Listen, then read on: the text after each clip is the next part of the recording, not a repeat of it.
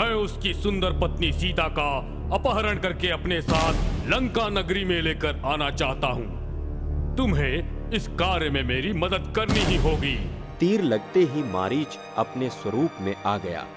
रावण बलपूर्वक माता सीता को अपने पुष्पक यान में बिठाकर वहां से उड़ चला। मेरे भैया की अर्धांगिनी सीता को रावण उठा ले गया है। हम नहीं जानते कि उनका पता किस प्रकार लगा। रावण समस्त दानवों का राजा है, वो लंका में वास करता है। दो मानव इस ओर आ रहे हैं। दिखने में तो वो सज्जन प्रतीत होते हैं। पता लगाओ कि वो यहाँ क्या कर रहे हैं।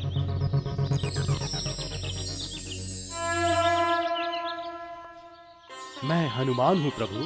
मैंने अवश्य ही कोई पुण्य किया होगा जो मुझे आपके दर्शन प्राप्त हुए। मैं किष्किंधा नरेश का मंत्री हूँ। उन्होंने मुझे आपके विषय में सूचना लाने के लिए भेजा है प्रभु। सदा प्रसन्न रहो हनुमान। हमें कैसे जानते हो? मेरे प्रभु, मैंने आपके तथा आपके त्याग के विषय में बहुत कुछ सुना है। मैं आपका एक अनन्य भक्त हूँ। मैं सदैव से ही आपसे मिलने को इच्छुक था। मैंने कदापि नहीं सोचा था कि इस जीवन में कभी मैं आपके दर्शन प्राप्त कर पाऊंगा।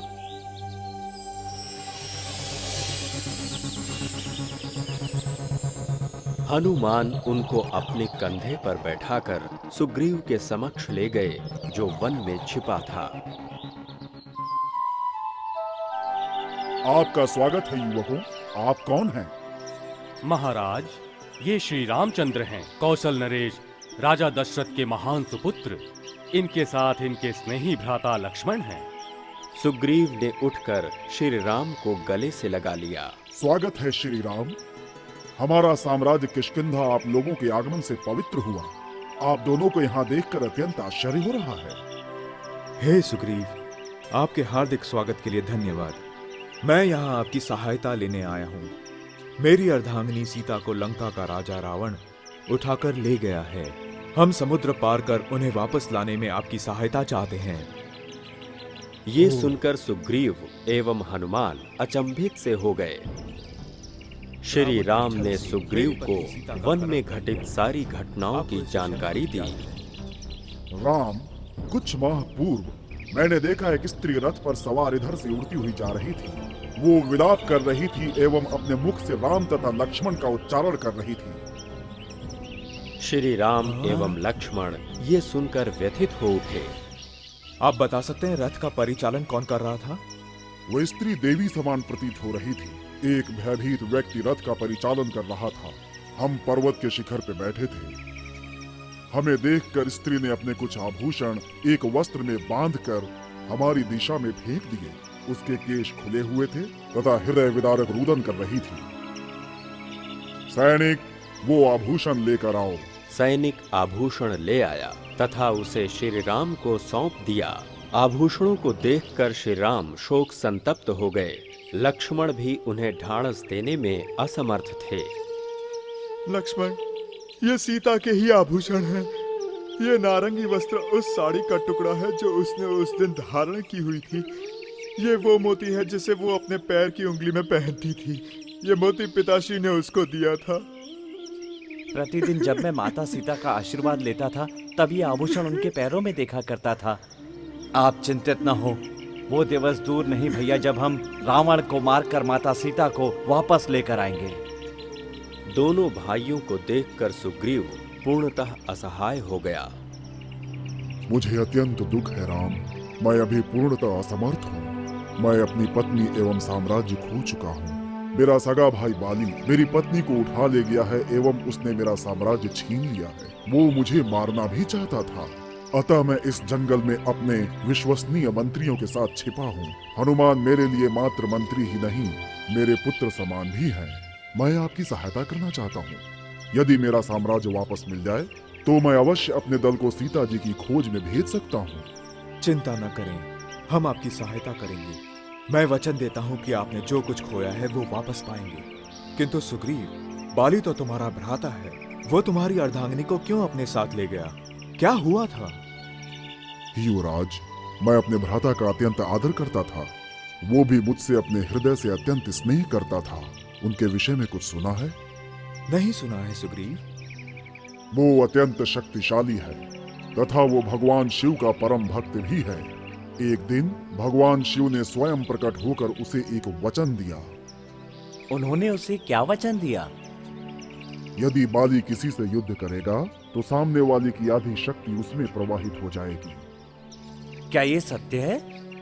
हाँ लक्ष्मण, एक बार लंका के राजा रावण तथा बाली के मध्य भयंकर युद्ध हुआ और तब राजा रावण की आधी शक्ति बाली में प्रवाहित हो गई। किंतु बाली ने रावण को क्यों छोड़ दिया? बाली ने रावण को अपनी पूंछ में गुड़िया की तरह बांध लिया।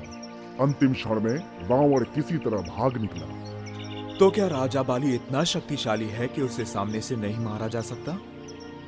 ये सच है राम। चिंतित न हो, मैं आपको परिवार से जोड़ूंगा तथा आपको राजा बनाऊंगा। युवराज, मैं अपने सैनिकों को प्रत्येक दिशा में सीता देवी की खोज के लिए भेजूंगा। हनुमान मेरे पुत्र समान है, वो सीता देवी को ढूंढकर आपके पास ले आएंगे। हे सुग्रीव, श्री आप राम सुमित्रा तथा का लक्ष्मण कहना ने अत्यंत सुग्रीव हर्ष का अनुभव कर आभार रहा व्यक्त हूं। किया। आपका धन्यवाद। हर प्रकार की कठिनाइयों पर विजय पाने की क्षमता रखने वाले श्री राम आश्चर्यजनक रूप से शक्तिशाली थे। इस समय उन्हें मात्र एक ही चिंता थी कि कैसे वो सीता को वापस लाएं। सुग्रीव की अर्धांगिनी एवं साम्राज्य को बाली ने हड़प लिया था। श्री राम ने सुग्रीव को वचन दिया था कि वो उसकी अर्धांगिनी तथा साम्राज्य को वापस दिलाएंगे, परंतु बाली को वर प्राप्त था कि उससे जो भी लड़ेगा उसकी आधी शक्ति उसमें प्रवाहित हो जाएगी। अतः श्री राम ने उसे हराने की एक योजना बनाई। सुग्रीव, बाली तुम्हारा सहोदर है, तथापि उसने तुम्हारे साथ विश्वासघात किया। तुम्हारे मध्य क्या हुआ था? सुग्रीव श्री राम को अपनी कथा सुनाने लगा। पूर्व में सुग्रीव अत्यंत भाग्यवान था तथा अपने परिवार के साथ शांति पूर्वक रह रहा था। तंदुभी नाम का एक अहंकारी दानव था जिसका पुत्र मायावी उससे भी कहीं अधिक अहंकारी था। मायावी बाली को पसंद नहीं करता था। एक दिवस मायावी ने बाली को युद्ध के लिए ललकारा, किंतु मायावी उसे हरा नहीं सका। वो भागकर एक गुफा में छिप गया। बाली ने उसका गुफा तक पीछा किया। सुग्रीव बाली के साथ था। बाली ने सुग्रीव को बाहर ही खड़ा रहने को कहा। उसने कहा कि वो गुफा के भीतर जाकर मायावी को मार डालेगा। सुग्रीव में भीतर जाने की शक्ति नहीं थी। गुफा के भीतर बाली तथा मायावी के मध्य भयंकर द्वंद्व आरंभ हो गया। एक दिवस जब सुग्रीव ने तीक्ष्ण स्वर सुना तो उसने गुफा में जाने का निश्चय किया, किंतु उसकी सेना के सभी सैनिकों ने उसे भीतर जाने से रोका। सेना तथा प्रजा के दबाव में सुग्रीव ने गुफा के मुख को एक बड़ी चट्टान से बंद कर दिया। कुछ दिवस पश्चात सुग्रीव गुफा तक ये देखने गया कि संभवतः बाली बाहर आया हो, परंतु गुफा के द्वार पर रक्त बहता देखकर वो अचंभित हो गया। सबने सोचा कि बाली मारा गया, अतएव भारी मन से वो राज्य में लौट आए। सुग्रीव किष्किंधा का राजा बना। कुछ दिवस पश्चात बाली मायावी को मारकर चट्टान तोड़कर बाहर आया। जब उसे ज्ञात हुआ सुग्रीव राजा बन बैठा है तो वो क्रोधित हो गया। उसने मुझे मारना चाहा। मैं उसे सच बताना चाहता था, किंतु उसने नहीं सुनी। उसका ध्येय मात्र मुझे मारना था, इसलिए मैं भागकर इस स्थान पर आ गया। बाली यहाँ क्यों नहीं आ सकता? बाली अत्यधिक अहंकारी है राम। एक दिवस जब मदाक नाम के ऋषि ध्यान लगा रहे थे, उसने उस ऋषि का ध्यान भंग करना चाहा। ऋषि क्रोधित हो गए तथा उन्होंने बाली को शाप दिया, यदि वो कभी इस स्थान पर आएगा तो अपनी शक्ति खो देगा। क्या यही वो स्थान है? हाँ लक्ष्मण, इसीलिए मैं यहाँ हूँ। परंतु सबसे घृणित बात यह है कि उसने मेरी पत्नी छीन ली तथा उसे बंदी बना लिया। सुग्रीव, चिंतित न हो, मैं बाली को मारकर आपको आपके परिवार से मिलाऊंगा। धन्यवाद राम। सुग्रीव, बाली को द्वंद्व युद्ध के लिए ललकारें, मैं उसका अंत कर दूंगा। राम, मैं उससे अत्यंत भयभीत हूँ। आप बाली को नहीं जानते। आप उससे लड़ेंगे तो आपकी आधी शक्ति उसमें प्रवाहित हो जाएगी। यदि वो मुझे देखेगा तो तत्काल मेरा वध कर देगा। मेरे भैया कभी भी मिथ्या वचन नहीं देते। साहस करके उसे ललकारो।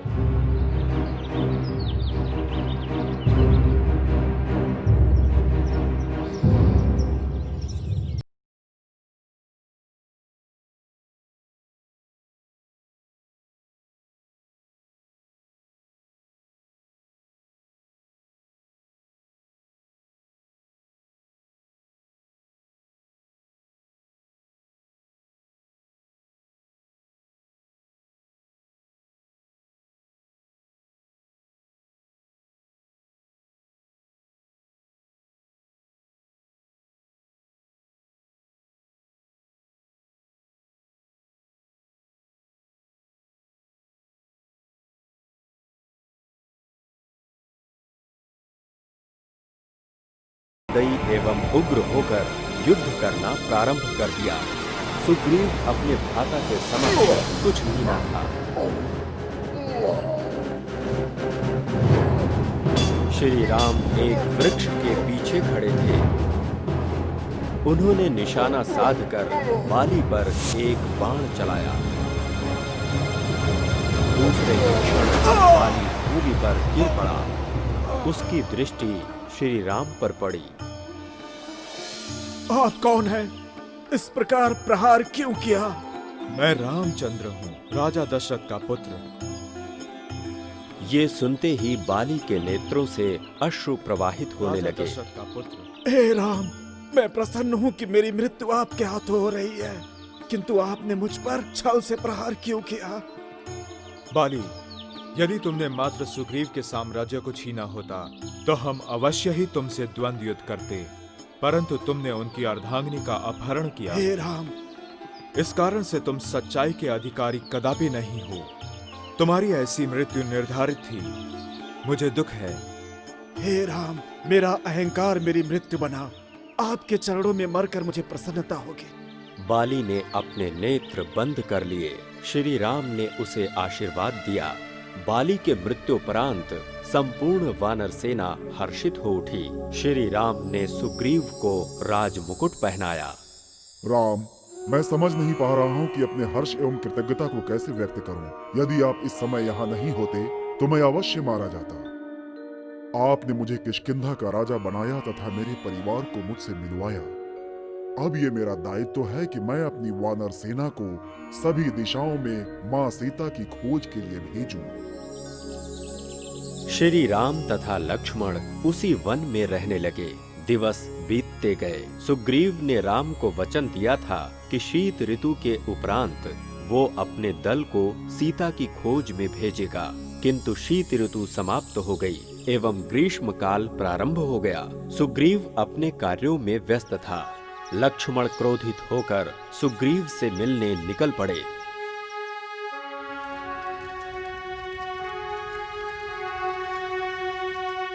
सुग्रीव ने लक्ष्मण का हार्दिक स्वागत किया।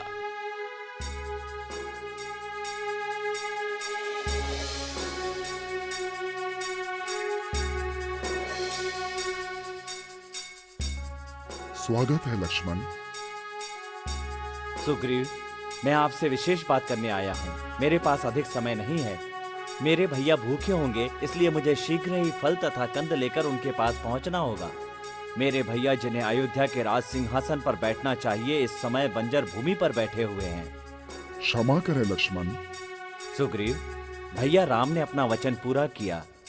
अब यदि आप अपने दल को बिना विलंब किए भेजते हैं तो हमारे लिए अच्छा रहेगा। मैं उन्हें तत्काल भेजता हूँ। विलंब के लिए मैं आपसे क्षमा प्रार्थी हूँ। सुग्रीव ने सभी दिशाओं में अपनी सेना भेज दी।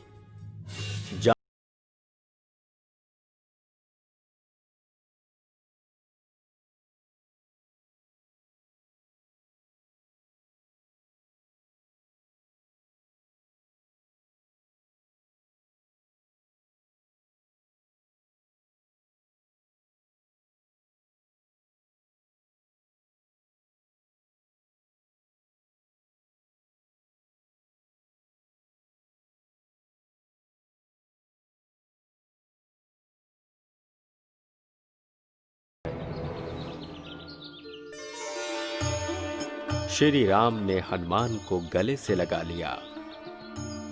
हनुमान, सीता की खोज में चारों दिशाओं में कई लोग गए, किंतु आज तक किसी ने मेरी पहचान हेतु मुझसे कुछ नहीं मांगा।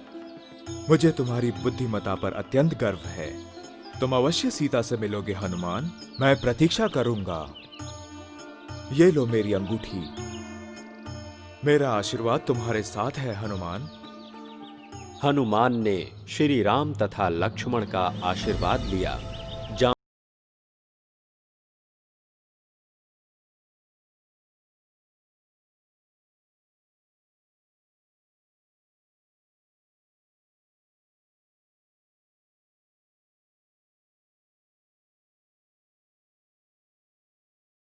समुद्र को गर्जना करते देखा तो तीनों असहाय होकर खड़े हो गए। हे जामवंत, तनिक दल की ओर देखिए, सभी निराश हैं। हम सब प्रभु राम के सम्मुख खाली हाथ जाएं, उस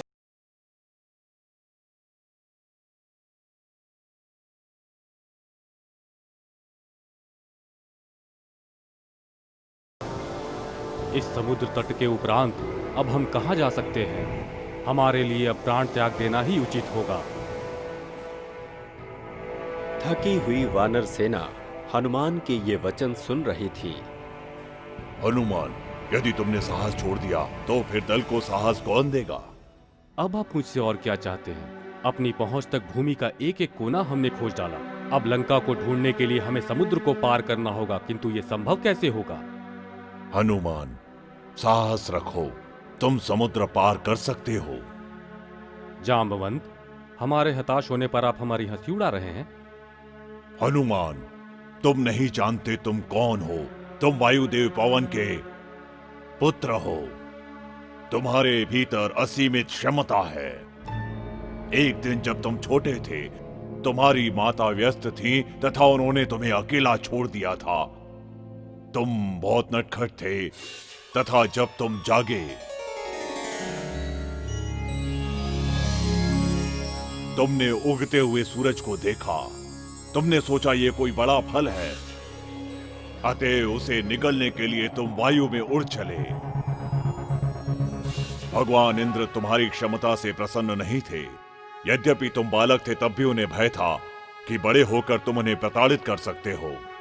सूर्य देवता तक पहुंचने से रोकने के लिए इंद्र ने तुम पर अपने शस्त्र से वार किया, इसीलिए तुम्हारा मुख फूला हुआ है। इसके उपरांत भी तुम ऋषियों को सताते थे। एक ऋषि ने श्राप दिया कि तुम अपनी क्षमता को भूल जाओगे तथा एक साधारण व्यक्ति की तरह व्यवहार करोगे। उन्होंने ये भी कहा कि यह श्राप उस समय समाप्त हो जाएगा जब कोई तुम्हें तुम्हारी शक्ति का बोध कराएगा।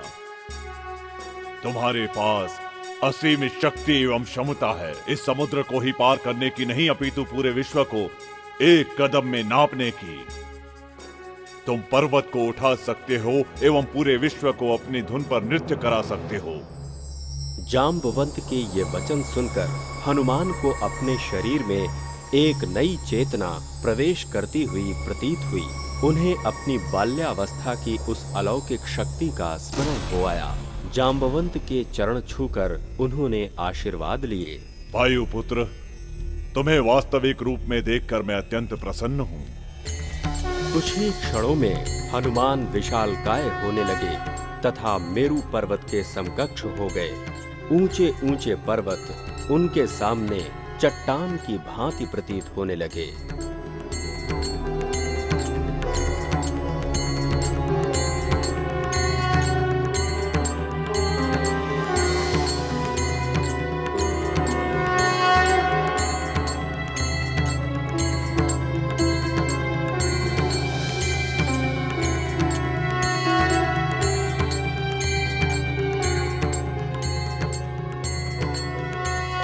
जब उन्होंने पर्वत की चोटी को स्पर्श किया तो वो छोटे छोटे टुकड़ों में बिखर गई।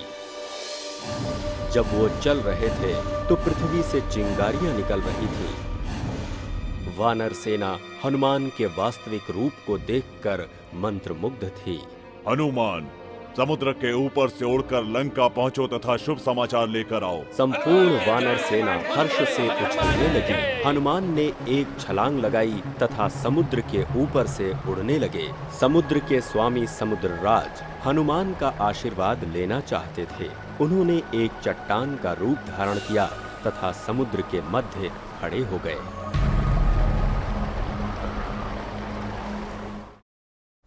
यदि तुम मुझे निगलना चाहती हो तो मैं तुम्हारे मुख में प्रवेश करके निकल आऊंगा। हनुमान सिकुड़कर अत्यंत छोटे हो गए।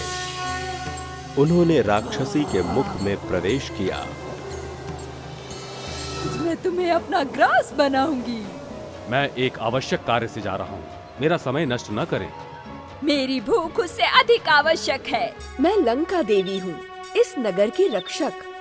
हनुमान, आप अपना कार्य करें, मैं विघ्न नहीं डालूंगी। मैं तुम्हें 1 माह का समय देता हूँ। यदि तुम बात नहीं मानोगी तो मैं तुम्हें मार दूंगा। हनुमान उनको अपने कंधे पर बैठाकर सुग्रीव के समक्ष ले गए। यदि मेरा साम्राज्य वापस मिल जाए तो मैं अवश्य अपने दल को सीता जी की खोज में भेज सकता हूँ। चिंता न करें, हम आपकी सहायता करेंगे। बाली, अपने महल से बाहर निकलो, मैं तुम्हें युद्ध के लिए ललकारता हूँ। उन्होंने निशाना साधकर बाली पर एक बाण चलाया। दूसरे ही क्षण बाली भूमि पर गिर पड़ा। हे राम, मेरा अहंकार मेरी मृत्यु बना। आपके चरणों में मरकर मुझे प्रसन्नता होगी। हनुमान, समुद्र के ऊपर से उड़कर लंका पहुंचो तथा शुभ समाचार लेकर आओ। हनुमान ने एक छलांग लगाई तथा समुद्र के ऊपर से उड़ने लगे। समुद्र के स्वामी समुद्रराज हनुमान का आशीर्वाद लेना चाहते थे। उन्होंने एक चट्टान का रूप धारण किया तथा समुद्र के मध्य खड़े हो गए। समुद्रराज, चट्टान के रूप में आप स्वयं हैं। मैं महत्वपूर्ण कार्य से जा रहा हूँ, मेरा मार्ग अवरुद्ध न करें। मैं आपको स्पर्श करके आशीर्वाद देता हूँ। हनुमान ने चट्टान को स्पर्श किया, उसके अनेक टुकड़े हो गए। समुद्रराज प्रसन्न थे कि हनुमान ने उन्हें आशीर्वाद दिया। हनुमान को शुभ कार्य हेतु जाता देखकर समुद्र के योद्धा एवं देवदूत अति प्रभावित हुए। वो हनुमान की शक्ति परीक्षा लेना चाहते थे, अतः वो सब एक साथ सिराज नामक विशाल राक्षसी से मिले, जो एक सर्प के रूप में समुद्र के भीतर रहती थी।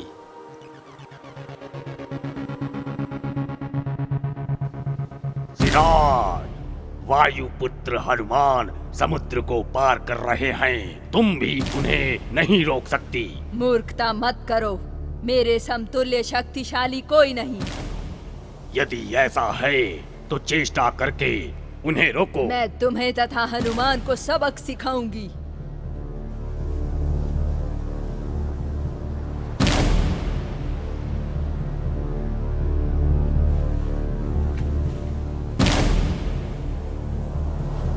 समुद्र को लांघने वाले तुम कौन हो? मैं यहाँ की सबसे बड़ी राक्षसनी हूँ। यदि समुद्र में प्रवेश करोगे तो मैं तुम्हें निगल जाऊंगी। राक्षसी, मैं एक महत्वपूर्ण कार्य से जा रहा हूँ। मेरे पास तुमसे बात करने का समय नहीं है। यदि तुम मुझे निगलना चाहती हो तो मैं तुम्हारे मुख में प्रवेश करके निकल आऊंगा। ठिठोली करते हो? तुम मुझसे अधिक विशालकाय हो, मेरे मुख में कैसे प्रवेश करोगे? हनुमान सिकुड़कर अत्यंत छोटे हो गए। उन्होंने राक्षसी के मुख में प्रवेश किया। तत्पश्चात शीघ्रता से बाहर निकल आए। कौन हो तुम? राक्षसी, मैं हनुमान हूँ, किष्किंधा नरेश सुग्रीव का मंत्री। मैं माता सीता को वापस लाने लंका जा रहा हूँ, ताकि भगवान राम से उनका पुनर्मिलन हो। तुम्हारे सभी कार्य पूर्ण हो। धन्यवाद राक्षसी। हनुमान पुनः उड़ चले।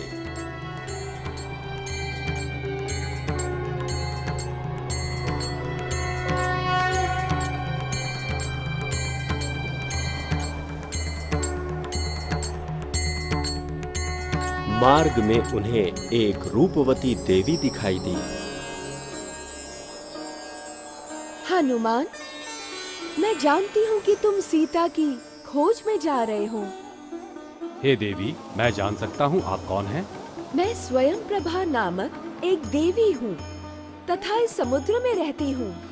रावण सीता को रथ पर भगाकर समुद्र के ऊपर से उड़ता हुआ ले गया है। तुम जब समुद्र पार करोगे तो रावण की लंका में पहुँच जाओगे। सीता को वहाँ बंदी बनाकर रखा गया है। तुम्हें सफलता मिले। धन्यवाद, आपने वास्तव में मेरी मदद की। मुझे कतई ज्ञात न था कि लंका कहाँ है तथा रावण ने माता सीता को कहाँ छुपा रखा है। मैं आपका आभारी हूँ माता स्वयं प्रभा। हनुमान पुनः लंका की ओर उड़ चले।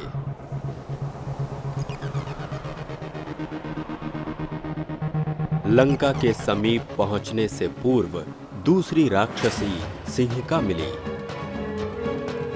वो हनुमान को निगलना चाहती थी क्योंकि वो अत्यंत भूखी थी। आज मैं तुम्हें अपना ग्रास बनाऊंगी। मैं एक आवश्यक कार्य से जा रहा हूँ, मेरा समय नष्ट न करें। मेरी भूख उससे अधिक आवश्यक है। हनुमान उसकी व्यग्रता को रोक पाने में असफल थे, अतः उन्होंने पुनः सूक्ष्म रूप धारण किया तथा सिंहिका के मुख में प्रवेश कर गए। उन्होंने उसके वक्ष को फाड़कर उसे मार डाला तथा बाहर आ गए।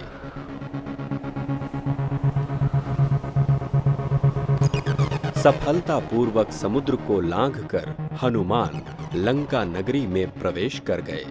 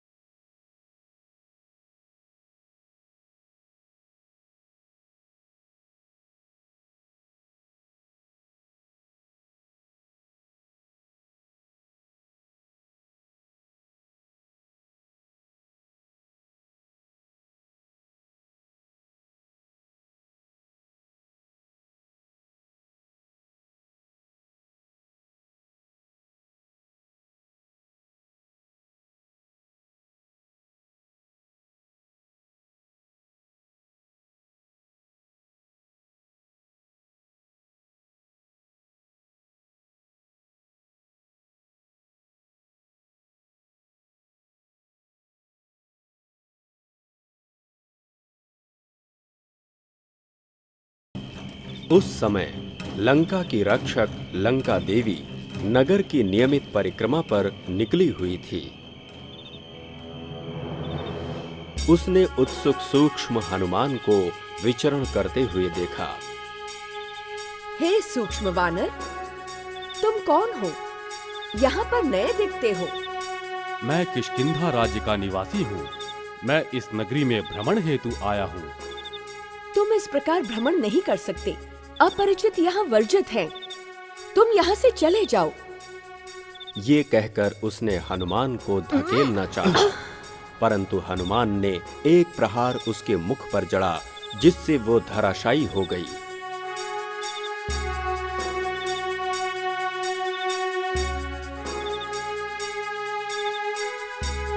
तभी लंका देवी को स्मरण हुआ कि भगवान ब्रह्मा ने कालांतर में उससे कुछ कहा था। तुम्हारा नाम क्या है? मैं हनुमान हूँ। राजा सुग्रीव ने मुझे श्री राम की पत्नी सीता को ढूंढने के लिए भेजा है। तुम कौन हो? मैं लंका देवी हूँ, इस नगर की रक्षक। हनुमान, आप अपना कार्य करें, मैं विघ्न नहीं डालूंगी। आपको सफलता प्राप्त हो। लंका देवी ने हनुमान को आशीर्वाद देकर जाने दिया। हनुमान लंका नगरी के मार्गों, गलियों तथा छोटे बड़े घरों में सीता माता की खोज करने लगे, परंतु उन्हें कहीं भी सफलता नहीं मिली। रात्रि गहराती जा रही थी। चंद्रमा आकाश में चमक उठा था। लंका नगरी के हर स्थान पर ढूंढने के पश्चात हनुमान रावण के महल में पहुंचे। वहां उन्होंने एक कक्ष में प्रवेश किया।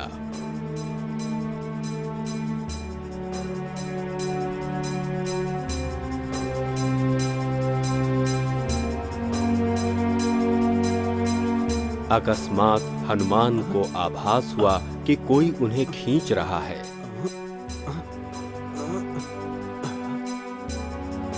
कोई मुझे खींच रहा है।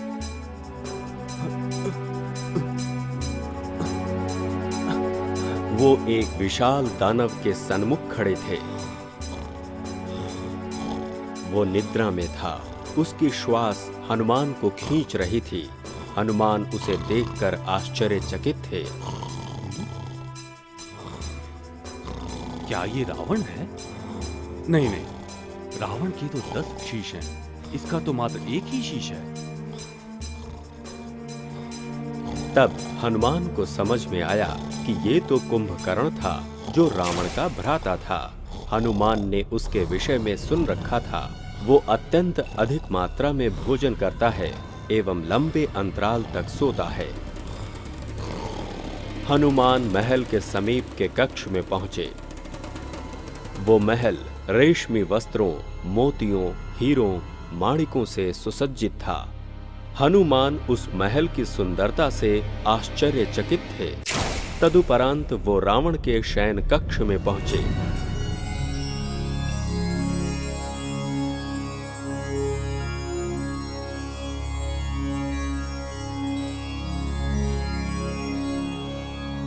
वहां उन्होंने उस उड़न खटोले को देखा जिसमें माता सीता को हर कर लाया गया था। हनुमान ने इसके पूर्व इतना सुंदर खटोला नहीं देखा था।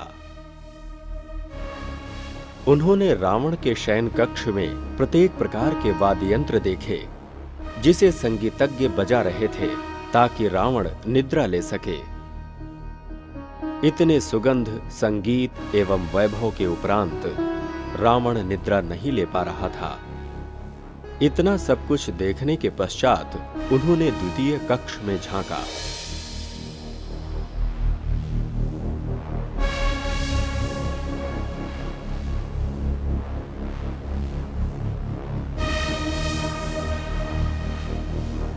वहां हनुमान को एक स्त्री दिखी जो देवी समान थी। कई दासियां उसकी सेवा में उपस्थित थीं। क्या ये माता सीता है? नहीं नहीं, ये माता सीता नहीं हो सकती। ये तो हीरे मोतियों से सज्जित है एवं अत्यंत निश्चिंत प्रतीत हो रही है। ये अवश्य ही रावण की पत्नी मंदोदरी है। अर्धरात्रि का काल समाप्त हुआ। चंद्रमा पश्चिम की ओर सरकने लगा। संपूर्ण लंका नगरी गहरी निद्रा में थी।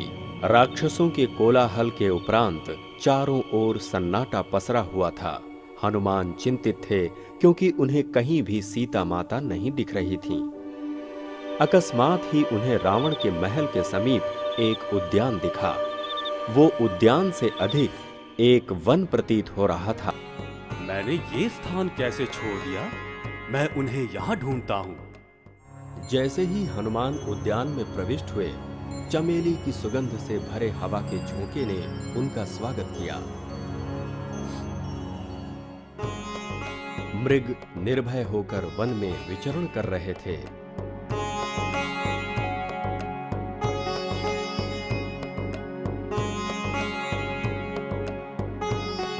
वृक्षों की शाखाओं पर पक्षी शयन कर रहे थे। शांत निस्तब्ध रात्रि में चंद्रमा अपना दूधिया प्रकाश फैला रहा था। इस आध्यात्मिक वातावरण को देखकर हनुमान को लगा कि माता सीता यहीं कहीं होंगी। वहां भूरे और लाल रंग का एक वृक्ष था। चूंकि वृक्ष का रंग हनुमान के शरीर के जैसा था, अतएव वो उसी वृक्ष पर बैठ गए। उसी क्षण उन्होंने 4 राक्षसियों को महल से आते देखा। कुछ पल पश्चात वो चारों राक्षसियां गहरी निद्रा में सो गईं। चंद्रमा के प्रकाश में हनुमान को एक दैवीय आकृति दिखी जो चमत्कारिक एवं अद्भुत थी, परंतु वो पीली पड़ गई थी। काले घने लंबे केश, गढ़ा हुआ मुख। वो धरती पर बैठी थीं, परंतु शरीर पर आभूषण नहीं थे। कुछ आभूषण आसपास के वृक्षों पर लटके हुए थे। वो बंद आंखों से भगवान राम का स्मरण कर रही थीं। गालों पर अश्रुओं की धारा बह रही थी। आनन फानन में हनुमान समझ गए कि ये ही माता सीता है। हनुमान की प्रसन्नता की कोई सीमा न रही। परंतु उसी क्षण राक्षसी त्रिजटा सीता के सम्मुख पहुंची। राम, राम, प्रभु राम। त्रिजटा उन राक्षसियों में से थी जो सीता माता की सुरक्षा में थी। वो रावण के क्रियाकलापों से घृणा करने वाले रावण के भ्राता विभीषण की पुत्री थी। सीता, तुम कितने समय तक ऐसे ही विलाप करती रहोगी? चिंतित मत हो, तुम्हारा पति राम अति शीघ्र आकर तुम्हें ले जाएगा। सुनो प्यारी त्रिजटा, केवल तुम्हारे कारण ही मैं अभी तक जीवित हूँ। लगभग 9 माह व्यतीत हो गए हैं। मैं नहीं जानती कि राम को पता भी है कि मैं इस समय कहाँ पर हूँ। निश्चय ही ये मेरे पूर्व जन्मों के पापों का फल है जिसे मैं आज भुगत रही हूँ। हमारे लिए अपने परिवार का त्याग करने वाले लक्ष्मण से मैंने कठोर शब्दों का प्रयोग किया। मैं अपनी त्रुटियों का पश्चाताप करती हूँ, परंतु अब उसका क्या लाभ है? सीता, लक्ष्मण बातों को हृदय में नहीं रखते। साहस रखिए। मैंने एक स्वप्न देखा। तभी प्रातःकाल की वेला में मैं आपको स्वप्न के विषय में बताने आई हूँ। क्या स्वप्न देखा? मैंने स्वप्न में देखा कि संपूर्ण लंका नगरी जल रही है तथा महारानी मंदोदरी अपने केश खोलकर प्रलाप कर रही है। मैंने स्वप्न में ये भी देखा कि लंका में वानर छाए हुए हैं तथा उत्पात मचा रहे हैं। मुझे समझ में नहीं आया। मंदोदरी तभी प्रलाप करेगी जब रावण को समस्या होगी। लंका नगरी शीघ्र ही समाप्त हो जाएगी। क्या मेरे स्वामी प्रभु राम मुझे लेने आएंगे? अवश्य, विलाप मत करो, वो दिन अब अधिक दूर नहीं। हनुमान ये वार्तालाप सुन रहे थे तथा अत्यंत प्रसन्न थे। उन्हें त्रिजटा के जाने की प्रतीक्षा थी। जैसे ही वो गई, हनुमान वृक्ष से नीचे उतरे।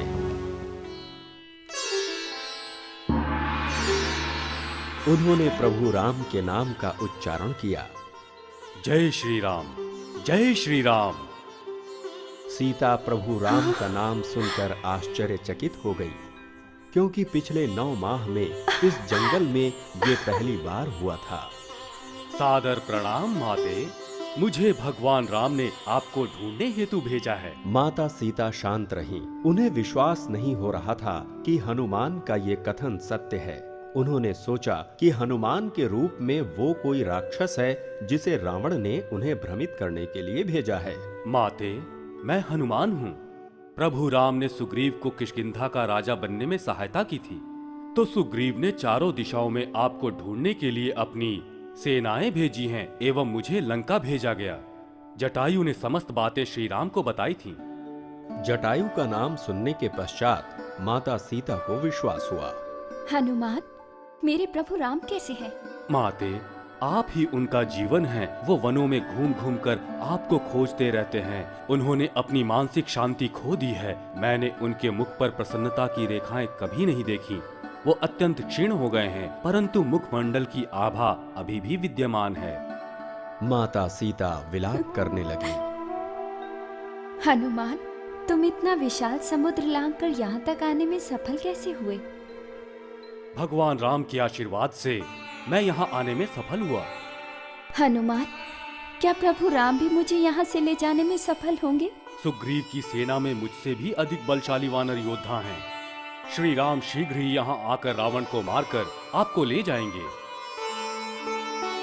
प्रभु राम शीघ्र ही एक विशाल सेना लेकर यहाँ आएंगे। सीता जी की सुरक्षा में नियुक्त राक्षसियां जागने वाली थीं। अकस्मात एक भयंकर गर्जना हुई तथा राक्षसियां सावधान की मुद्रा में रावण के सत्कार के लिए खड़ी हो गईं। हनुमान उसी क्षण वृक्ष में जा छुपे। रावण आते समय अत्यंत क्रोधित था, परंतु सीता को देखकर उसने शांति से पूछा, सीता, तुम कब तक ऐसे ही रहोगी? कोई नहीं जानता तुम कहाँ हो तथा तुम्हारा पति तुम्हें यहाँ से कभी नहीं ले जा सकता। सीता जी ने रावण को बिना देखे धरती की ओर देखते हुए उत्तर दिया, मेरे प्रभु के विषय में बात करने की आवश्यकता नहीं। इस धरती पर कोई भी राजा मेरे समान पराक्रमी एवं धनी नहीं है। क्यों अपना जीवन वन में सन्यासियों जैसा व्यतीत करती हो? मैं प्रार्थना करता हूँ, मुझसे विवाह करो। एक राजा होकर भी मुझसे प्रार्थना करने में इसे लज्जा नहीं आती? मैं सदैव श्री राम की ही पत्नी रहूंगी। तुम अत्यंत घमंडी तथा दुस्साहसी हो। मैं अवश्य तुम्हारे घमंड का नाश कर दूंगा। मैं तुम्हें 1 माह का समय देता हूँ। यदि तुम बात नहीं मानोगी तो मैं तुम्हें मार दूंगा एवं तुम्हें भोजन के रूप में समस्त सेना में बंटवा दूंगा। ध्यान रखना। सुनो निकम्मी राक्षसियों, तुम सो क्यों रही थी? यदि तुमने इसे नहीं बदला तो तुम मरोगी। राक्षसियां भयाक्रांत हो उठी। रावण भयंकर अपमान के साथ वहां से चला गया। हनुमान वृक्ष के ऊपर से ये सब देख रहे थे। उनका मन रावण का वध कर देने का हुआ, परंतु उन्होंने सोचा कि उनका कार्य मात्र एक दूत का है, अतएव वो शांत रहे तथा वृक्ष से नीचे उतर आए। हनुमान, तुम्हें इस बात का ज्ञान है कि रावण मुझ पर दबाव डालने में क्यों असमर्थ है? मुझे बताइए माते। जब रावण मुझे यहाँ लाया तो कुटिया समेत ले आया। उसे भगवान ब्रह्मा का श्राप है कि यदि वो किसी स्त्री को उसकी इच्छा के विरुद्ध छुएगा तो उसके सभी शीश टुकड़ों में विभक्त हो जाएंगे। प्रभु श्री राम से शीघ्र आने को कहो। मेरा निवेदन है कि आप दुखी न हो माते। मैं आपके लिए कुछ लेकर आया हूँ। क्या लाए हो? प्रभु राम ने ये मुद्रिका आपको देने के लिए कहा था। उन्होंने ये भी बताया था कि ये मुद्रिका उनके विवाह के समय की है। माता सीता उस मुद्रिका को देखकर अत्यंत प्रसन्न हुई। हनुमान, मैं तुम्हारी अत्यंत आभारी हूँ। मुझे ऐसा अनुभव हो रहा है जैसे साक्षात प्रभु राम यहाँ उपस्थित हों। चिंता न करें माते, प्रभु राम शीघ्र ही यहाँ आकर आपको ले जाएंगे। हनुमान, रावण ने मुझे 1 माह का समय दिया है। तब तक यदि प्रभु नहीं आए तो मैं अपने प्राण त्याग दूंगी। हनुमान, मैं अपने प्रभु के बिना अब एक पल भी जीवित नहीं रह सकती। आप चिंता न करें, वो 1 माह के भीतर ही आकर आपको बचा लेंगे। कृपया आप उनके आने से पहले ऐसा कोई भी निर्णय न लें। माते, मैं आपको अपने कंधों पर बिठाकर अभी ही श्री राम से मिलवाने के लिए ले जा सकता हूँ। हनुमान, प्रभु राम को स्वयं यहाँ आकर रावण का वध कर मुझे ले जाना होगा। मैं अपने प्रभु की प्रतीक्षा करूंगी। पता लगाओ वो वानर कौन है, उसे बांधकर मेरे समक्ष प्रस्तुत करो। सैनिक हनुमान की खोज में निकल पड़े। उन्होंने हर प्रकार के अस्त्र तथा शस्त्र से प्रहार किया, परंतु हनुमान ने सब निरस्त कर दिया। वो उन्हें सरलता से पछाड़ रहे थे। इंद्रजीत, मैं जानता हूँ तुम्हारे बराबर कोई नहीं। तुम्हें ब्रह्मास्त्र का आशीर्वाद मिला है। तुम उस वानर को मेरे लिए पकड़ कर लाओ। इंद्रजीत ने ब्रह्मास्त्र चलाया।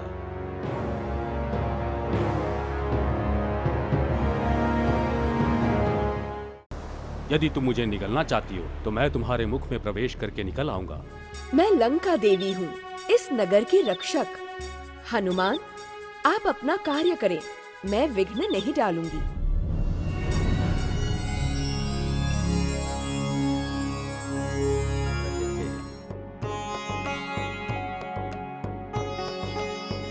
चिंतित मत हो, तुम्हारा पति राम अति शीघ्र आकर तुम्हें ले जाएगा।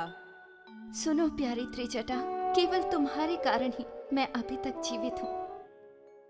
माता सीता उस मुद्रिका को देखकर अत्यंत प्रसन्न हुई। हनुमान, मैं तुम्हारी अत्यंत आभारी हूँ। मुझे ऐसा अनुभव हो रहा है जैसे साक्षात प्रभु राम यहाँ उपस्थित हो।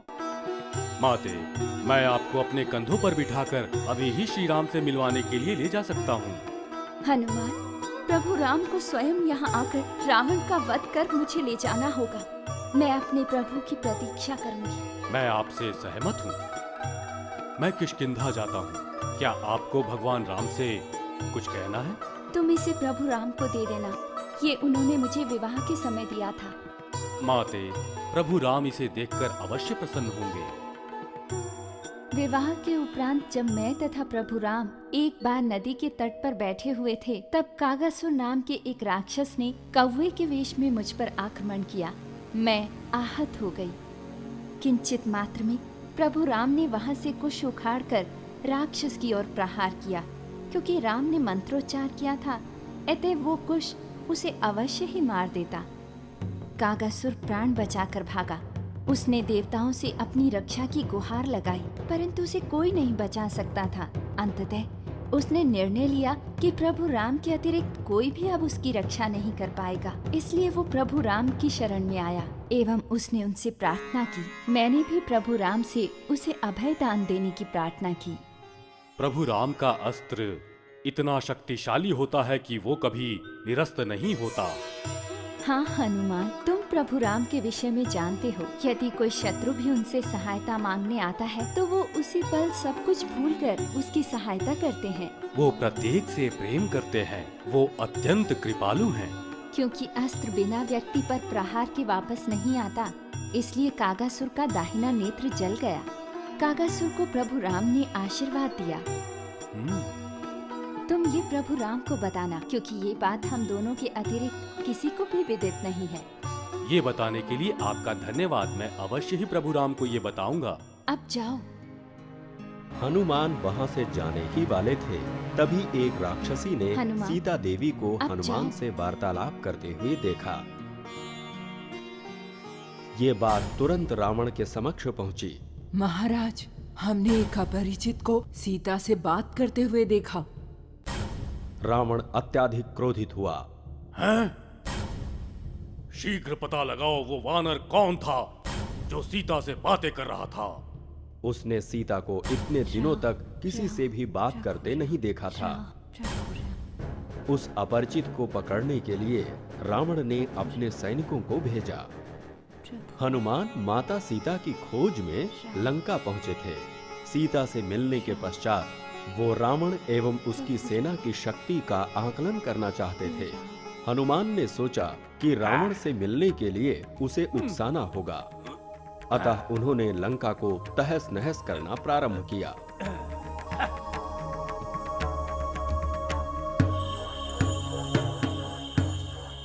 सीता, तुमसे बातें करने वाला वो वानर कौन था? वो वृक्षों को उखाड़ रहा है। बताओ हमें वो कौन है? ज्ञात नहीं, उसे अवश्य ही रावण ने भेजा होगा।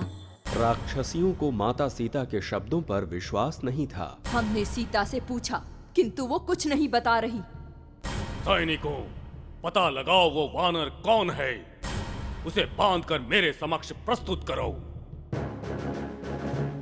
सैनिक हनुमान की खोज में निकल पड़े।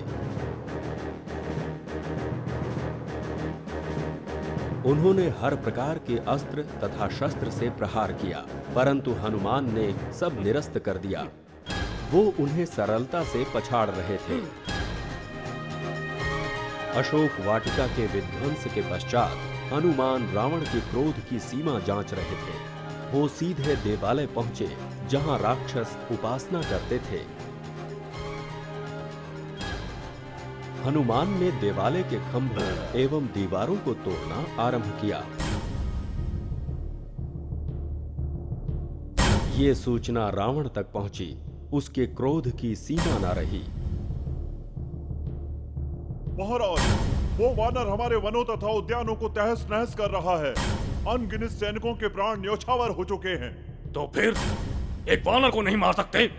महाराज, जैसा आप सोच रहे हैं वो कोई साधारण वानर नहीं है। उसके पास चमत्कारिक शक्तियां हैं। कोई चमत्कारिक शक्ति हमारे सम्मुख खड़ी नहीं रह सकती। बहुत दिनों से युद्ध न करने के कारण तुम सभी सैनिक आलसी हो गए हो। एक साधारण वानर को वश में नहीं कर सकते। रावण के पास 5 विश्वसनीय सेनापति थे। महाराज, हमें आदेश दें। हम उस वानर को बंदी बनाकर आपके चरणों में लाकर डाल देंगे। अति उत्तम। मेरे वीर सेनापतियों, प्रस्थान करो एवं सफल होकर लौटो।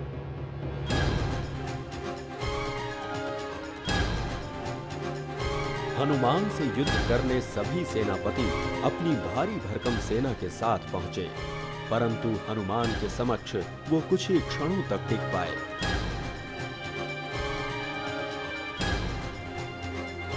सारे सेनापति मारे गए।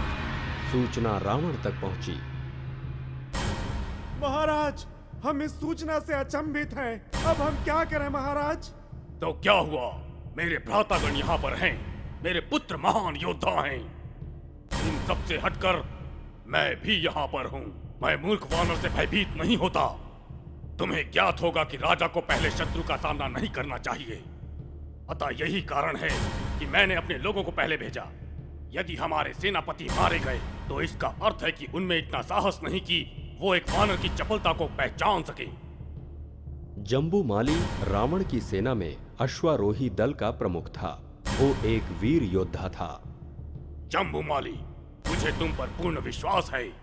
तुम उस वानर को यहाँ ला सकते हो। मैं अवश्य ही उस वानर को आपके चरणों में ला पटकूंगा। जम्बूमाली हनुमान को पकड़ने के लिए अपने श्रेष्ठ अश्व एवं भारी सेना लेकर निकल पड़ा, परंतु वो ये देखकर आश्चर्यचकित था कि उसके अधिकतर सैनिक मार्ग में मृत पड़े थे।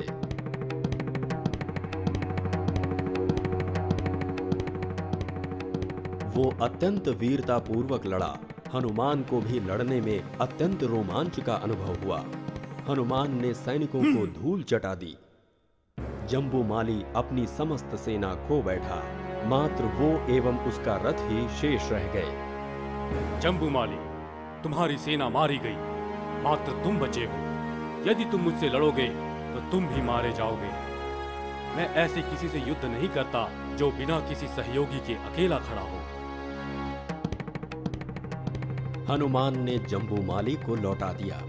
जम्बूमाली भारी हृदय से वापस लौट गया। रावण का कनिष्ठ पुत्र था अक्षकुमार, जो अत्यंत वीर तथा प्रतिभाशाली बालक था। वो अपने पिता को ये बताना चाहता था कि वो अत्यंत साहसी है। पिताश्री, मुझे उस वानर को मारने की आज्ञा दे। अक्ष, तुम अभी बालक हो, तुमसे वरिष्ठ लोग यहाँ पर हैं, तुम क्यों जाना चाहते हो? पिताश्री, व्यक्ति की पहचान उसके साहस से होती है, उसकी आयु से कभी नहीं होती। उचित कहा मेरे वीर पुत्र, तुम सफल होकर लौटो। अपने छोटे पुत्र को भेजने के उपरांत रावण बेचैन हो उठा। वो उस वानर के विषय में जानना चाहता था जो लंका के विध्वंस का कारण बना। अक्षकुमार देवालय के द्वार पर पहुंचा। उसने हनुमान को तरुण सूर्य देव के रूप में देखा। अक्षकुमार ने तनिक भी चिंता नहीं की। वो एक तरुण चीते की भांति लड़ने लगा। उसमें थकान नहीं थी, वो ऊर्जा से भरा हुआ था। हनुमान अक्षकुमार की प्रतिभा से अचंभित थे। उन्होंने युद्ध रोककर उस तरुण नायक के साहस की प्रशंसा की। अक्षकुमार ने रथ हवा में उड़ाया तथा युद्ध करता रहा। हनुमान उसे मारना नहीं चाहते थे,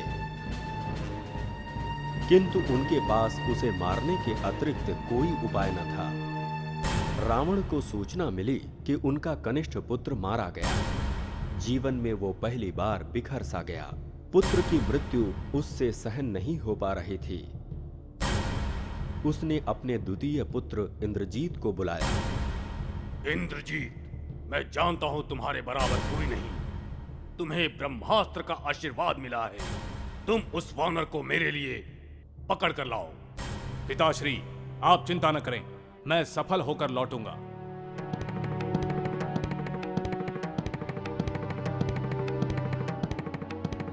इंद्रजीत ने हनुमान को देवालय के बाहर खड़ा पाया। जितने भी लोग मुझे पकड़ने आए वो वीर तो थे, किंतु उनमें बुद्धिमान कोई नहीं था। प्रतीक्षा करता हूं। हनुमान ने इंद्रजीत को आते हुए देखा। वो सिंह की भांति प्रतीत हो रहा था। उसकी वीरता के सम्मुख हनुमान को भी दुविधा हो रही थी। ऐसा प्रतीत हो रहा था मानो दो ज्वालामुखी आपस में भिड़ गए हों। ये युद्ध कई घंटों तक चलता रहा। अंततः इंद्रजीत ने हनुमान पर ब्रह्मास्त्र का प्रयोग करने का निश्चय किया। ब्रह्मास्त्र एक अत्यंत ही अचूक अस्त्र है, इसका सम्मान करना। इंद्रजीत ने ब्रह्मास्त्र चलाया।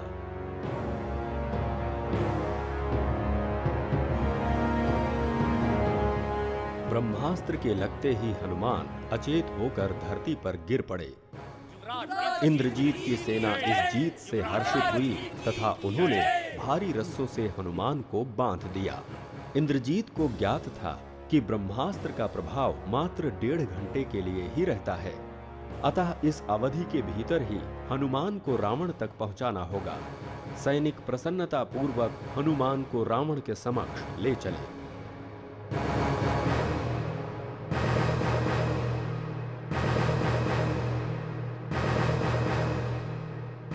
रावण का सभागृह स्वर्ण तथा रत्नों की चमक से आभायमान हो रहा था। हनुमान सभागृह की अनुपम सुंदरता को देखकर वशीभूत थे। सभागृह में उपस्थित जनों हेतु हनुमान कौतूहल का विषय थे। रावण ने सभागृह में प्रवेश किया, परंतु हनुमान से सीधे बात न कर उसने अपने भ्राता विभीषण से कहा, विभीषण, इस वानर से पूछो ये कौन है तथा इसने वनों एवं वाटिकाओं को नष्ट क्यों किया। रावण के साहस को देखकर हनुमान अचंभित रह गए। वो क्रूर किंतु गौरवशाली दृश्य हो रहा था। हनुमान ने रावण की बातें नहीं सुनी, क्योंकि वो रावण को देखने में मुग्ध थे। रावण ने हनुमान को बैठने के लिए आसन नहीं दिया तो हनुमान अपनी पूंछ का आसन बनाकर उस पर बैठ गए। वो आसन रावण के सिंहासन से ऊंचा था। तुम कौन हो? मैं किष्किंधा राज्य के शासक महाराज सुग्रीव का भेजा हुआ दूत हूँ। मेरा नाम हनुमान है। मैं यहाँ प्रभु राम की पत्नी सीता देवी की खोज में आया था। राम अयोध्या के राजकुमार हैं एवं महान राजा दशरथ के पुत्र हैं। मुझे लंका के राजा से मिलना था, परंतु मैं जानता था कि यदि मैं उससे सीधा मिलना चाहूं तो ये कार्य इतना आसान नहीं होगा। इसीलिए मैंने वनों एवं वाटिकाओं को नष्ट किया। परिणाम स्वरूप मैं अब तुम्हारे सम्मुख हूँ। तुम अभी लंका के राजा के सम्मुख हो, कहो जो कहना है। विभीषण, मेरे भगवान राम एक कुलीन व्यक्ति हैं। अपने पिता के वचनों के लिए वो अपना राज्य त्याग कर पत्नी एवं भ्राता समेत वन में रहने के लिए आ गए। माता सीता एक साधारण स्त्री नहीं है। वो भूमि से उत्पन्न हुई है, किसी माँ के गर्भ से नहीं जन्मी। श्री राम से विवाह के उपरांत सीता देवी राज्य त्याग कर प्रभु राम के साथ जंगल में रहने आ गई। उन्होंने अनेक कष्ट तथा पीड़ा सहे हैं। कृपया सीता देवी को प्रभु राम को लौटा दें। ये सुनकर रावण ज्वालामुखी की भांति फट पड़ा। ए मूर्ख वानर, तुम कौन हो परामर्श देने वाले? सैनिकों, इस वानर को मार दो। रावण, शांत। आपको ज्ञात है क्या उचित है और क्या अनुचित। ये यहाँ पर दूत बनकर आया है। इसे जो कार्य सौंपा गया, ये मात्र उसे संपन्न करने आया है। तो तुम चाहते हो कि इसके लिए भोजन की व्यवस्था की जाए? रावण, सुग्रीव को हम जानते हैं। यदि इसे मार देंगे तो अनावश्यक ही दो देशों में शत्रुता हो जाएगी। तुम इसे छोड़ने की आशा क्यों करते हो? इसने हमारे अनगिनत लोगों को मारा है। हमारे सेनापतियों ने प्राण गंवाए हैं। मेरा छोटा पुत्र अक्ष भी मारा गया। यदि इसे मार देंगे तो कुछ और जीवन गंवाने पड़ेंगे। आप इसे मारकर महान क्यों बना रहे हैं? रावण हनुमान से बात नहीं करना चाहता था। उसने विभीषण की ओर मुड़कर उसे आदेश दिया, इस वानर की पूंछ में आग लगा दी जाए एवं लंका के मार्गों में घुमाया जाए। जनता को मनोरंजन का उपहार दिया जाए। सैनिक ढेर सारे वस्त्र ले आए एवं हनुमान की पूंछ में बांधने लगे।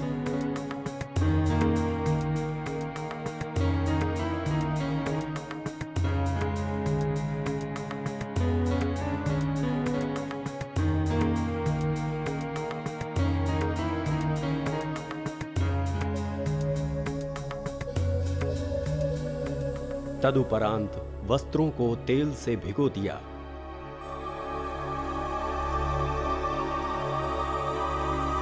अंततः उन्होंने हनुमान की पूंछ में आग लगाकर उन्हें लंका की गलियों में ले गए।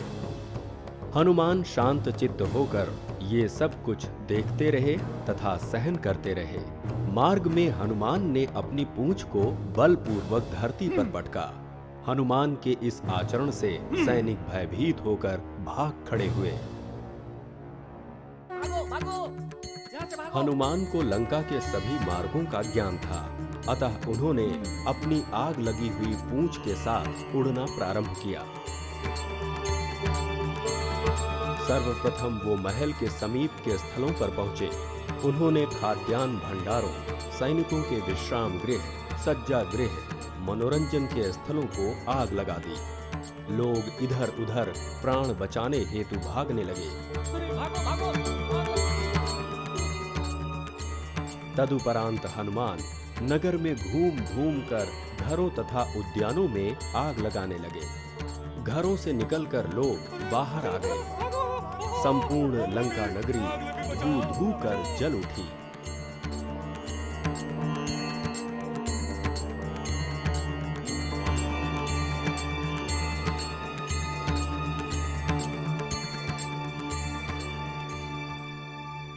विभीषण, ये तुम्हारा व्यर्थ का परामर्श था जिसके कारण इतनी कठिनाइयां उत्पन्न हुई।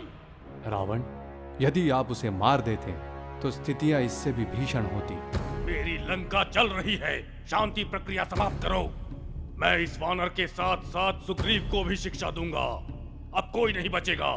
राम के साथ साथ मैं प्रत्येक की जीवन लीला समाप्त कर दूंगा। वो अपनी मृत्यु से भेंट करने आ रहा है। रावण, कृपया आप मुझ पर क्रोध न करें।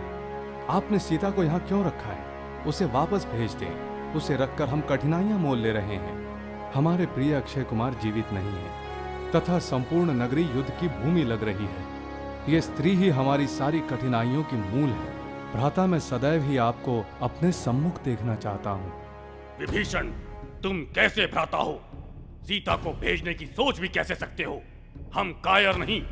यदि तुम वानर से भयभीत हो तो छिप जाओ। इसके उपरांत विभीषण ने कुछ नहीं कहा।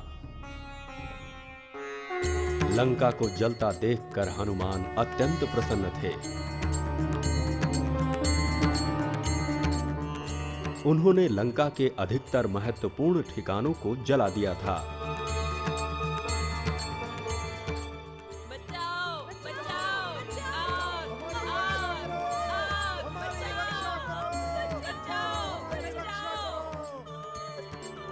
तदुपरांत समुद्र के जल में अपनी पूंछ को डुबोकर उन्होंने उसकी आग बुझाई एवं किष्किंधा हेतु उड़ चले।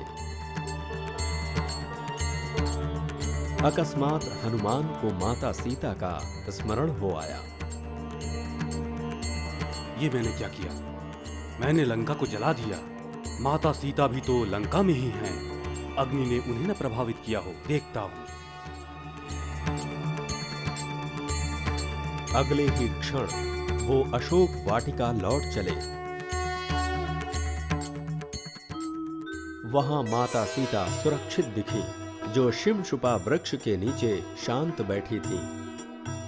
हनुमान उनके समक्ष पहुंचकर हाथ जोड़कर खड़े हो गए। सीता उन्हें पुनः देखकर अत्यंत प्रसन्न हुई।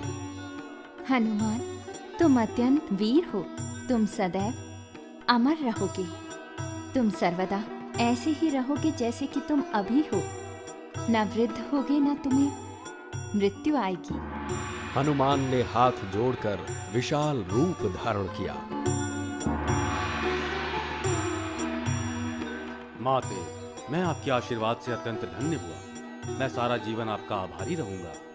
मुझे आज भगवान राम से मिलकर प्रसन्नता होगी। मैं उन्हें बताऊंगा कि आप यहाँ हैं तथा आपकी दी हुई मुद्रिका मैं उन्हें दूंगा। उसे देखकर वो अवश्य प्रसन्न होंगे। तुम अवश्य सफल होगे।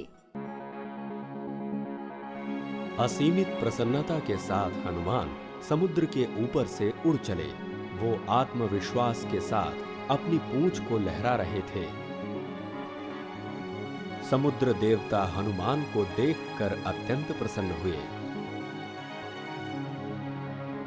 सुग्रीव, जांबवंत, अंगद सहित अन्य वानर वीर हनुमान के प्रतीक्षा में थे। उन्हें आता देखकर सभी अत्यंत प्रसन्न हुए।